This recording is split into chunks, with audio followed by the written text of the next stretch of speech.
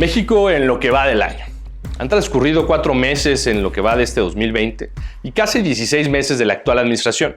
Sería bueno preguntarnos qué ha trascendido y dónde nos encontramos ahora. De la última vez que platicamos al día de hoy, tanto México como Pemex han perdido cuando menos un escalón en la calificación crediticia. Si a esto le sumamos que el gran problema que tiene Pemex en este primer trimestre no es solo la pérdida de ventas, que esta asciende a casi un 20%, sino que las pérdidas se originan en el rubro de gasto financiero, es decir, derivado de la depreciación del peso y el diferencial en la deuda de Pemex. Ahora bien, si usted creía que esta era la mala noticia, será mejor esperar al mes de julio, cuando conozcamos los resultados del segundo trimestre del año. Hay que recordar que la caída acelerada de los precios del petróleo, así como llegar a precios negativos, todo esto se da en el mes de abril. Ahora uno dirá, el mes de mayo la situación se compondrá e inclusive los precios se normalizarán. Esto en parte es cierto, ya que varios países, empezando por nuestros socios comerciales, comenzarán actividades en el mes de mayo.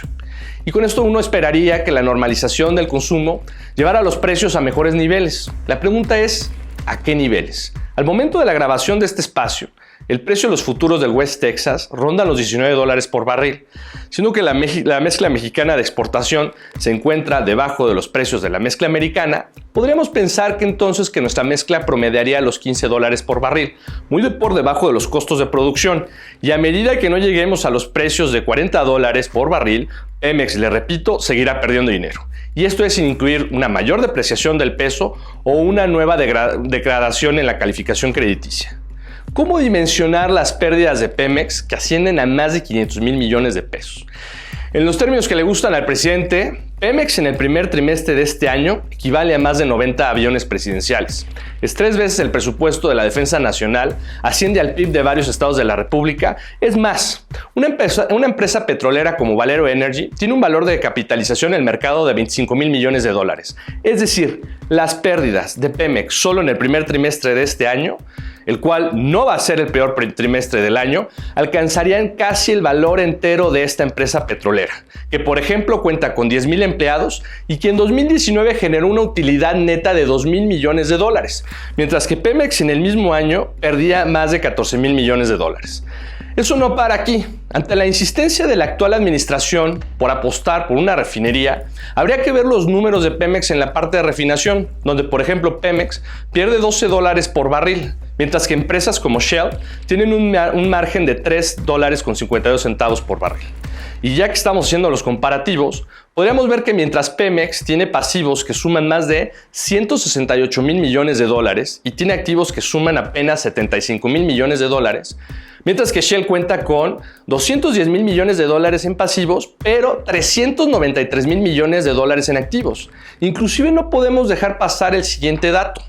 Pemex vendió dentro del primer trimestre de este año 11,000 millones de dólares. Y sus pérdidas son mayores a los 20,000 millones de dólares. Es decir, sus pérdidas duplican lo que vende toda la empresa. Ahora, ¿cómo va a afectar todo esto a México? La clara pérdida de la calificación crediticia no solo de Pemex, sino del país, será inminente. Muchos analistas opinan que este año México podría perder inclusive el grado de inversión. Y esto ya lo estamos viendo en los mercados. Mientras la Secretaría de Hacienda la semana pasada o hace algunos días presumía la demanda que hubo por la emisión de deuda mexicana, esta colocación por un monto de 6,000 millones de dólares a 5, 12 y 31 años. Lo que no dicen es que mientras en enero la colocación que se hizo en entonces a 10 años daba un rendimiento del 3.31%, la reciente emisión de Hacienda en bonos de 5 años, o sea, menos plazo, están dando un rendimiento de 4.12%. ¿Qué quieren decir estas cifras? En los mercados financieros, las emisiones de deuda de los países usualmente se comportan de esta manera. Mientras más largo sea el plazo, mayor será el rendimiento. Dicho lo anterior, ¿cómo es que explicamos que en enero el rendimiento por 10 años fuera de 3% y ahora por un plazo menor el rendimiento sea del 4%? Esto significa que México tiene que pagar tasas más altas de interés para poder financiarse, pues el país cada vez se considera más riesgoso en términos financieros. Y de nueva cuenta, México cada vez, a los ojos de los tenedores de deuda mexicana, se vuelve más riesgoso.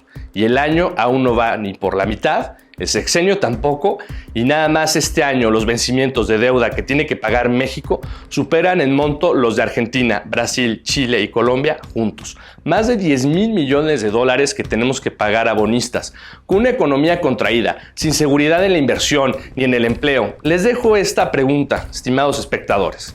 Con toda esta información, ¿cómo cree usted que le va a ir a México?